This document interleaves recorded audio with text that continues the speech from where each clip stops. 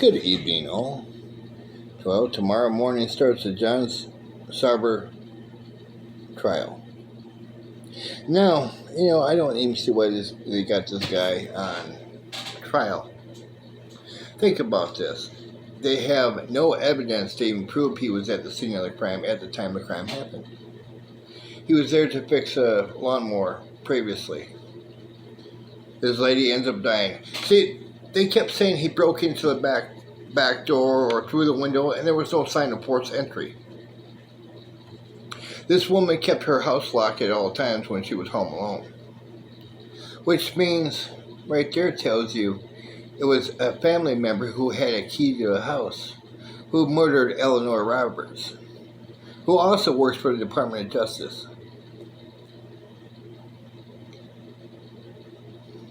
Now, that's just speculation, but what would you think? They got this man on trial. They got no murder weapon. They got all hearsay BS. They got no one to prove anything. And they're going to try to convict this guy.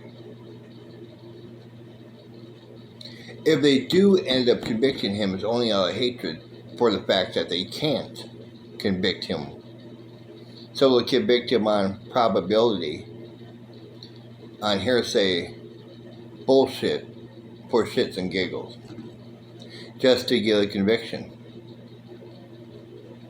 While they let real killers, like the ones who killed Deidra week, 11-year-old girl riding her bicycle out on the road and trail and stuff, and playing like an 11-year-old girl does, playing outside. Here comes a drunk driver, smacks into her, kills her instantly, splatters her body all over the pavement like a squirrel. Like you do squirrels, just squash her. Head goes rolling into the ditch, and from what I understand, the legs were still kicking. I know it sounds horrible, but you gotta understand, an 11-year-old girl was murdered and then covered up. See, Laura Potter is the one that drove the vehicle. Yes, the district attorney's wife. This is why it was covered up. The fact that the sheriff at the time, Sheriff Brian Ellington, was in the passenger seat when this happened. And he was sheriff at the time, who also covered it up. And he had enough balls to lie to the family saying, we don't know who hit your kid. We have no leads yet. And then, to take it one step further, the district attorney Potter, her husband, says we're going to do a ghost investigation to find out who killed this little girl. The problem is those were just words. No one knew that they weren't going to do anything. He said that to appease the family. Killing an innocent child and covering it up. Brian Ellington confessed to John Sarver. He also confessed to about 5 other people. And these 5 other people told me this story at 5 different times. Almost word for word what that last person said. Now, how are you going to convict John Sarver of anything when you can't prove nothing? But you have a confession from Brian Ellington to 5 different people. And you let him run. Let him ride. That's accessory to murder. Covering up a murder. And Laura Potter for committing murder and covering it up. District Attorney Potter for allowing it to happen. For not doing his sworn duty.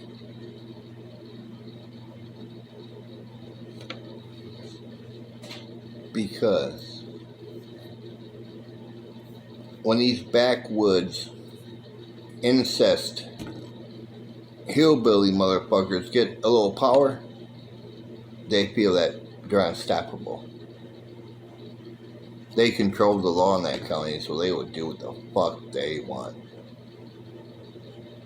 And then you got the people in the DOJ, such as the district attorney Potter's brother, who obviously covered it up on the top end. You know, he had to get in there and cover it up a little bit too. See, what people don't realize is that there's people like me out there doing our own investigations, talking to people. Brian Ellington thinks he got away with murder. Laura Potter thinks she got away with murder. But I know people who watch my video. Some of them are federal agents. And I've already given all this information to the feds. And the names of the people who gave me the information. And it was known in Wisconsin because the feds in Wisconsin are crooked also. Department of Justice. I mean, you got two murderers that work there. One murderer for sure who killed his mom back in '84, and John Sarver got the blame for it, you know.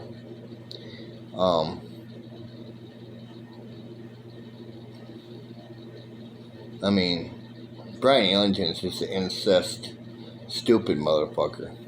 Threatening people, hell, I'll confess to you, but if you tell anybody, I'll put a bullet in the back of your head. He told 5, 6 different people this. John Sarver was one of them. Remember I said John Sarver had a secret he was keeping that they didn't want to get out?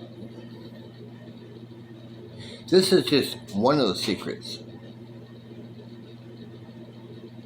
about who killed Deidra, an 11-year-old girl who didn't harm a fly, who had no business being slaughtered like a squirrel crossing the street. Guts everywhere. Come on, man. We need to bring Brian Ellington to justice. We need to bring Laura Potter to justice and her husband.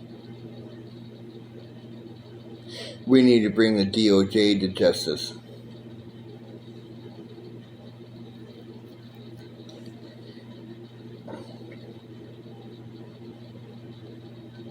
But here you want to convict a man who you can't even prove was at the crime scene. You got no evidence of him being at the crime scene. You want him behind bars for life. But you allow a sheriff and a district attorney and his wife all to commit murder and cover murder up. And, you know, I mean, it takes all kinds. Adams County has their own murderer down there who was a cop.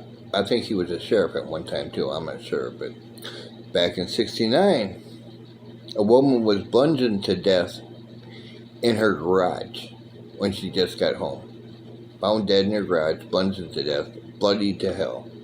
20 years later, in 1988, in Strong's Prairie, all in Adams County, a woman was found dead in her garage after she just got home, bludgeoned to death with a brick, from what I understand. Same way, 20 years later, same exact killing, same exact way. There was one person that knew both these women, had keys to both their houses, and had a vengeance against both of them. That was Officer Larry Warren. Now, did he kill these two women? I don't know. But he makes one hell of a good suspect. I think the first one's name was Hickey. Yeah, that was back in August of '69, I believe. Yeah.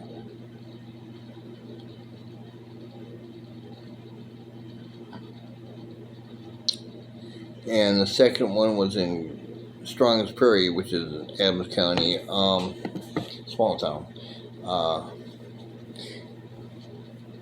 Dranoski or something like that. I don't know, some kind of Polish name. But he too had tried to set up one of the locals to take the fall for that, one of my friends. And, of course, hey, but no one wants to ever convict cops for killing people in small towns because they're all incest. Why you blame Larry Warren for it? Well, he would be the most likely suspect, the fact that he knew both women. And both women died in exactly the same way. And he had keys to both their houses, and he had motive, access, and opportunity. So, come on now. Brian Ellington. See, he made a mistake of confessing not just to one person, but to 5 other people who actually, I know all 5 of them. And they, like I said, they told me the story of what Brian Ellington confessed to them on separate occasions in private. And it was all word for word exactly the same.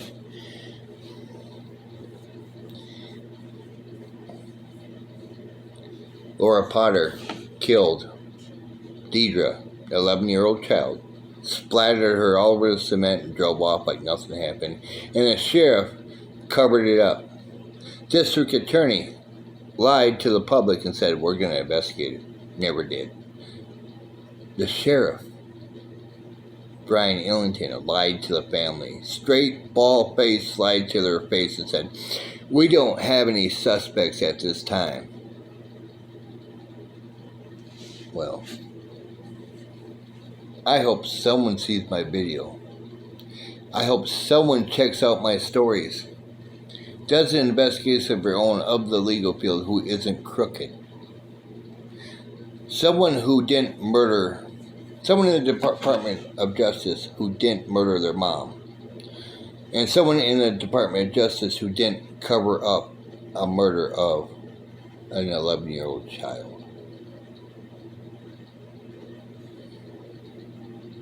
You will see that I'm right.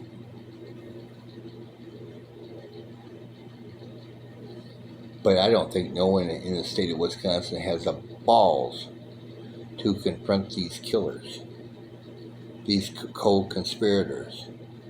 You would rather convict an innocent man like John Sarver because he knew the secrets that I am now telling. This is why you sent me a subpoena without going through the state of Illinois.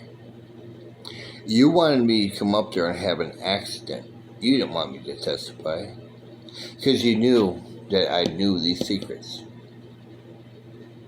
You knew I would expose everyone at that court trial, including the judge running over this court trial. This is why Annie, the district attorney, gave up pursuit of this trial, because I would slam her name right through the mud being involved in a lot of these different crimes I have talked about. When she found out that I wasn't going to be there, or she thought I was going to be there, she thought she'd send me a subpoena. I got a subpoena, I got to go to court. Well, see, the state of Wisconsin sent me a subpoena. They don't have jurisdiction in Illinois, so I don't have to abide by it, unless it came from Illinois saying, hey, you have to go to court in Wisconsin, and it has to be from Illinois. The whole, heading and signatures have to all be real and stuff by the DA, the governor, and the chief of police. But, if it's not, you can't just have it delivered by someone who works for the county. It has to be on Illinois stationery, the whole 9 years, and signed by an Illinois judge. See, the reason they didn't do this is because this way they can lure me up there, kill me, and no one would even know I was up there. Say it was an accident. See, but they didn't realize that I know the law too well not fall for their stuff. I mean, Brian Ellington, you want to pull a bullet in the back of someone's head? Why don't you come pull a bullet in the back of mine? Why don't you come threaten me, man? I just told your secret out there. I just told about the cover-up that you told 5 of my friends. Why don't you come kill me, bitch? You too, Larry Warren. Why don't you, I'm not a female. Why don't you come kill me? Try to bunch me to death with a brick, bitch. Why? Because you guys are nothing but a bunch of incest, backwoods, stupid motherfuckers who didn't think a guy like me was gonna expose your dumb asses.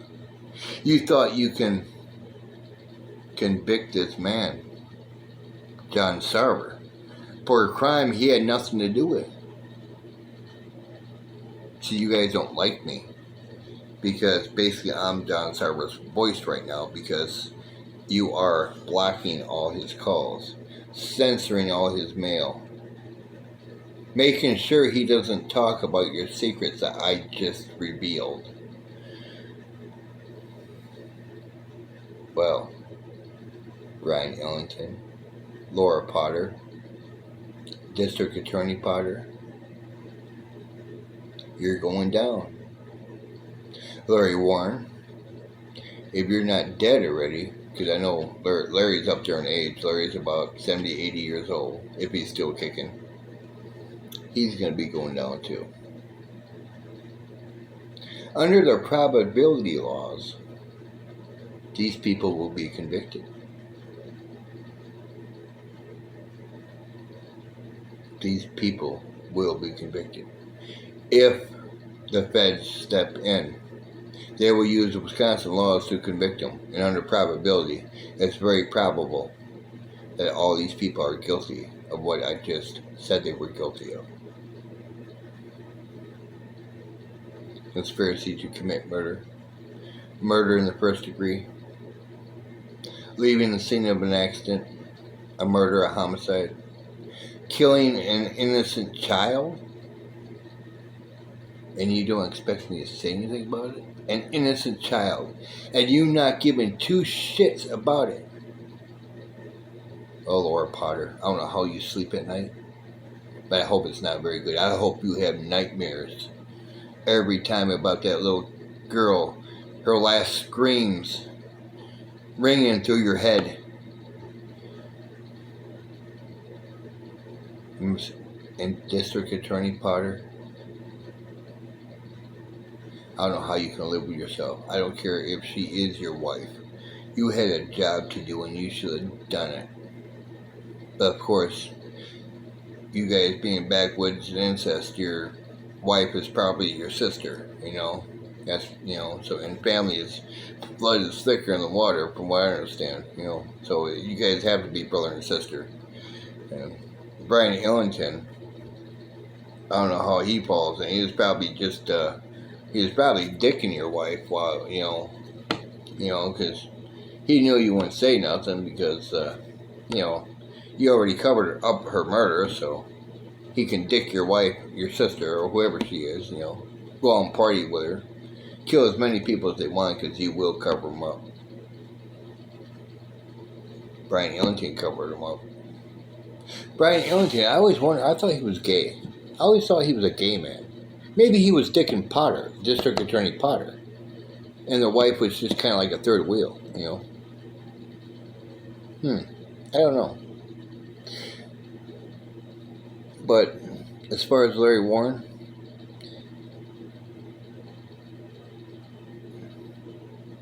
I don't know how you sleep at night knowing that you killed 2 women. And that's the only one out there who really knows you did it is me. I have no actual proof. I just have the probability it was you. I can place you at scenes of both crimes at the time the crimes happened. Which is enough probable evidence to convict your dumbass, you hillbilly hick, incest motherfucker.